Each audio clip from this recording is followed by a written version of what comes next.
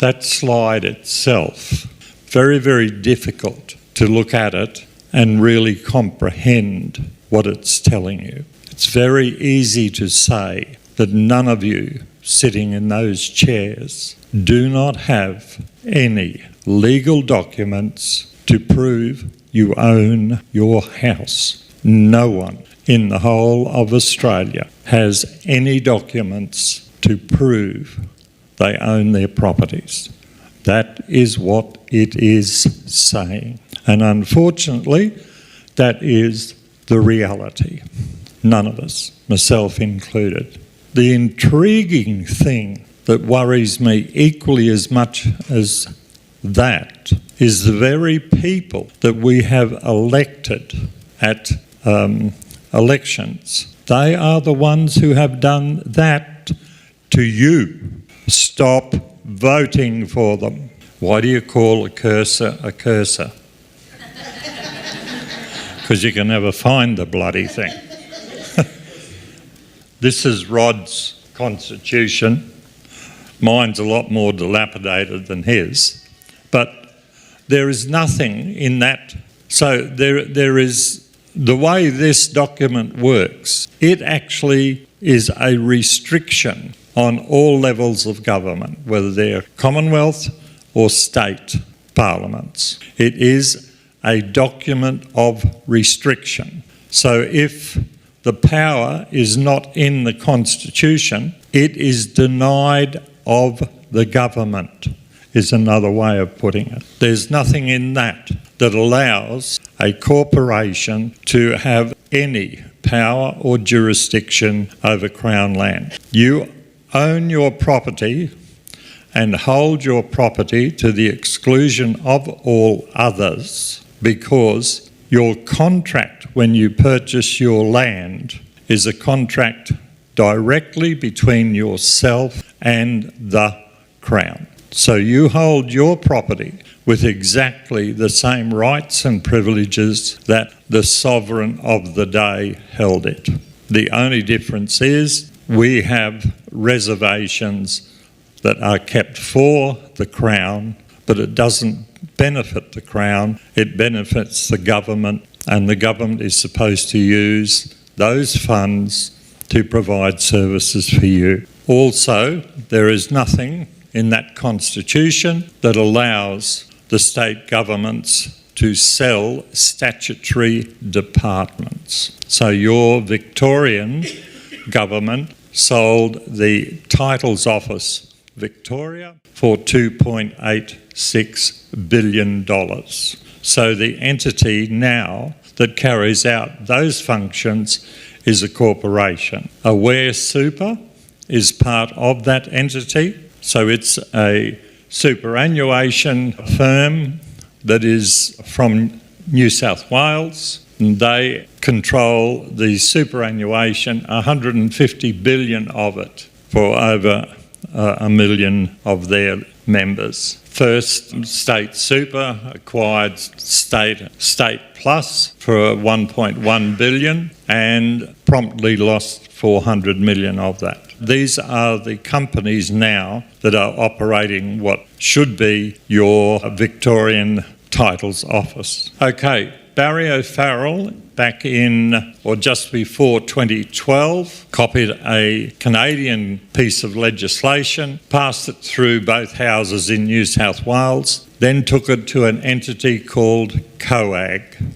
So that's the Coalition of Australian Governments. By 2013, all of the states had agreed to adopt that New South Wales Act. So now in Victoria now, you have a piece of New South Wales legislation that controls every time a parcel of land in Victoria is transacted, sold or purchased. So there's the actual act that the Victorian government used in transition from paper titles to electronic titles. So they enacted the National law. You notice there it says LAW, not an ACT, not an act of a parliament. So that document was actually formulated by a corporate entity. When did the Victorian government cancel your titles? Well, here it is. On the 22nd of October 2016, your Victorian government took all of your titles, bundled them all up, threw them away, and now they're telling you that the only link between you owning your property is a piece of binary code which underpins the program on one of two computers, two private computers. Now, it is not a title. Doesn't matter how many times they tell you, oh, but you have a digital title. Well, it is not a title. It is a piece of binary code that has the lot number of your property and your details on it. That's another two acts that the Victorian government altered. So it's not me saying to you, the Victorian government cancelled your titles. That's what cancelled your titles. Interestingly, you Victorians have just got to be different. Well, whether it's Como or whatever. Anyhow, there is a little bit, just a twinkle at the end of the tunnel, because the entity, the registrar of ARNEC, and I'll explain that in a moment, in Victoria is a public servant. So you can actually write to her and ask her, where the hell did she get the power to cancel your titles? Every one of yous, do it. Annoy the living shit out of her. Oh, and by the way, she's no really of mine. So as well as being the registrar for Victoria, she's also the registrar for Victorian Water and an acting chief of LUV. That's Land Something Victoria. So COAG met in 2012, as I said earlier. Each of the premiers of all of the states and the chief executive officers of Northern Territory and ACT all agreed without consulting their parliaments. They went ahead, and if you could imagine that you are all the members of the parliament, you've just done a 90-degree turn over here and said, no, we're not taking any notice of you anymore, we're going corporate. So they created an entity called ARNEC, ARNECC, the Australian Registrar's National Electronic Conveyancing Council. So you have an entity that is an it. There's no constitutional power or jurisdiction for COAG. There is no constitution or jurisdiction for a non-entity to create anything like that. So once ARNEC was created, the first thing that they did then was created the Electronic Lodgement Network, the ELN. So there is a physical electronic network that covers the whole of Australia. The seed funding for that, 200 million of it was provided by the Commonwealth Bank, 200 million by an entity called Link, L-I-N-K, who also happened to be the parent company of PEXA, P-E-X-A. So the third entity was Stanley and Morgan through one of their superannuation arms. So that was $600 million that was invested to create this network, set network. So then ARNEC went ahead and then created the Electronic Conveyancing National Law. Again, it's a law, it's not an act of a parliament, but that controls every land transaction through the whole of Victoria. So once they had done that, then, I'll go back up one. So once they had the national law established, then they created the Electronic Lodgement Network Operators. So they are PEXA, as I mentioned before, primarily owned by Link. Link are the people who underwrote development of all of your major highways and tunnels. This is the same entity that actually owns and controls, well, they did. I'll explain in a moment. they've divested themselves of it. So there we have the National Electronic Conveyancing Council, ARNEC, and obviously this is an it. There's nothing that has been through a parliament to create it. They then produced the Model Participation Rules, and that is the document that controls both PEXA and Simply Australia. That's what they operate under. So there you have the electronic lodgement network operators, and they are the ones under which all of your properties, if you're purchasing or selling, are carried out through. The national law we've spoken on. So there's PEXA. PEXA itself, because Link was part of the SEED program, had an access through a back door. So PEXA holds 80% of those pieces of binary code of every property owned in Australia. So one company, right, is storing 80% of the details that link to your properties. Just recently, Link sold 42% of PEXA to a Canadian company. The worry there now is when PEXA was domiciled in Australia, they were subject to Australian law, corporation law. They are now subject to Canadian law since the transfer of the 42% of PEXA. That's not the problem. The problem is because it is now an international entity that is storing your title piece of binary code under international law. The people who have purchased PEXA now own that data. Now, I'm not saying that they have any rights or privileges on your property, but it is a worry now that the details of your ownership is now controlled by an international company and they actually own the data. So there it is. PEXA sold 1.6 or the 42% of PEXA to this Canadian company for $1.6 billion. So remember, they put up 200 million in seed funding. Not a bad return, is it? That's the other group, Simply. It is actually Simply Australia. They hold 20% of the binary code. The only corporate entity that I've been able to identify at this point in time is the Secure Electronic Registry Victoria Proprietary Limited. Whether that now has been transitioned to Canada or not, that will take a little bit of time to track that down. So whether it's still an Australian proprietary limited company or has it become a Canadian proprietary limited company. There is the infamous Malcolm Turnbull. What Malcolm Turnbull did in 2020 was he tried to morph what was COAG, so the it that was just sitting out there. He tried to hoodwink you, and as we were saying, it's going on and on and on.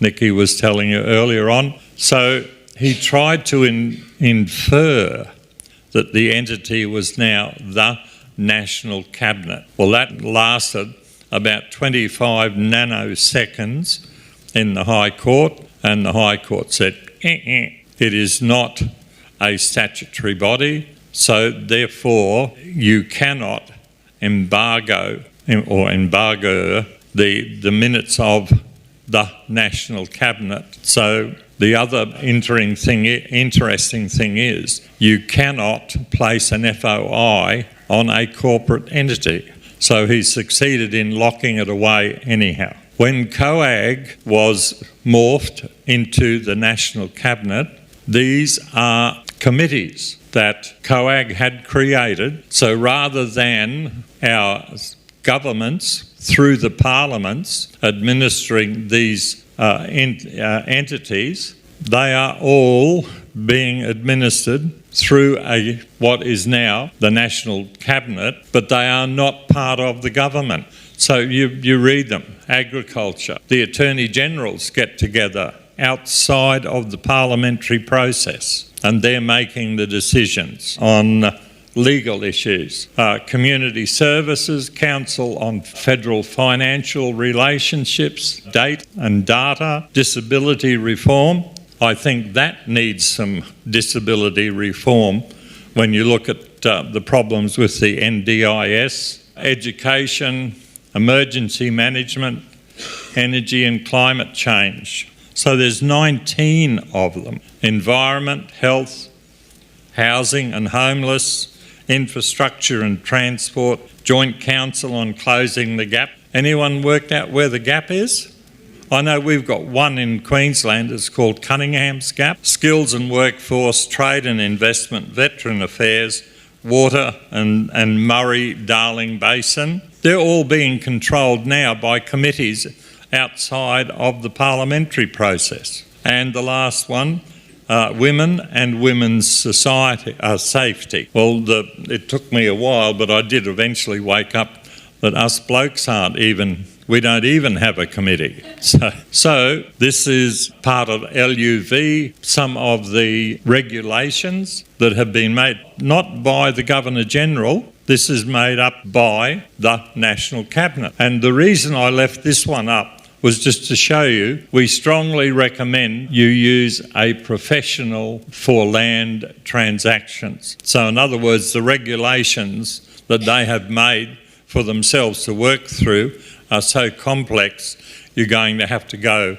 and hire a corporate company to do the transactions for you. So as I said earlier on, there is absolutely no power whatsoever in the Constitution for a proprietary limited company to actually transact land of the Crown. You hold your property in fee simple. So as expressed in the proclamations, when Queen Victoria was proclaiming the states, she did that state by state. The authority for Queen Victoria to proclaim a state came from a bill from that colony. That bill was taken to the House of Commons, debated, may have been amended or not, and then with the consent of the Lord Spiritual, so that's the 50 bishops of the cathedrals throughout England, and their function in that process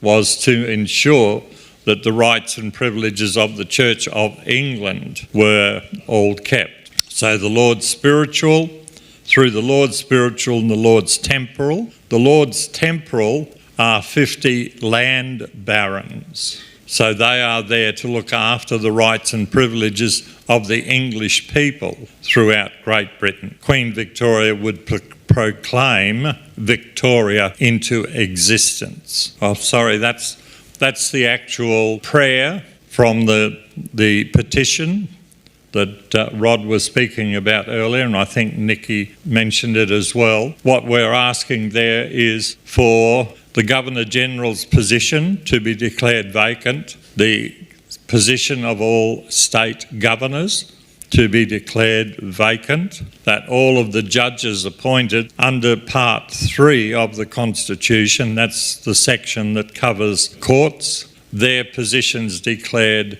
vacant. And the reason that we have the judges of both the High Court and of the state Supreme Courts is because they are the very ones who should have protected your rights and stopped the government from actually passing the legislation. The next lot are any public servants who have sworn allegiance to the false Queen of Australia. That's all of them.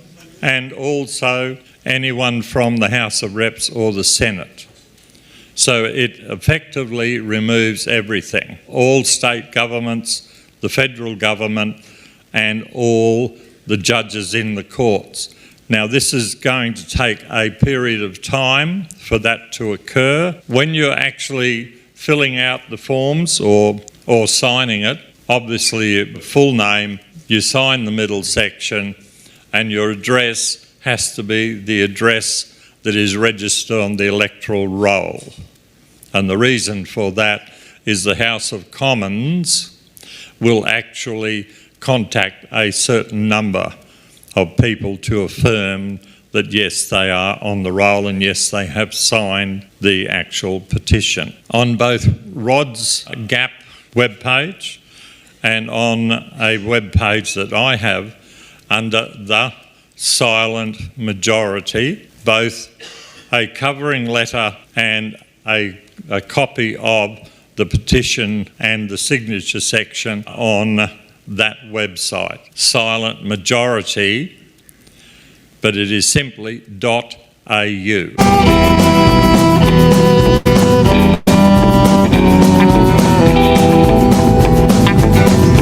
There's a sign on the highway, there's a fork in the road, a lifetime of lessons learned, don't mean nothing, it shows. Armchair doctor, experts making all the rules, selling us their theories while they take us all for fools. And there's nowhere left to hide on that freedom road. Don't tell me what to think, don't tell me how to live on that freedom road. Get your hand out of my pocket, I got no more to give, I got no more to give. There's a cop in the distance behind a big box tree. There's a crime being committed somewhere, but the radar gun's on me. A quiet quarter afternoon, I'm doing 105, like a fat kid on a seesaw, all tilted to one side. And there's nowhere left to hide, and no one's putting up a fight on that freedom road. Don't tell me what to think, don't tell me how to live on that freedom road. Get your hand out of my pocket, I got no more to give, I got no more to give.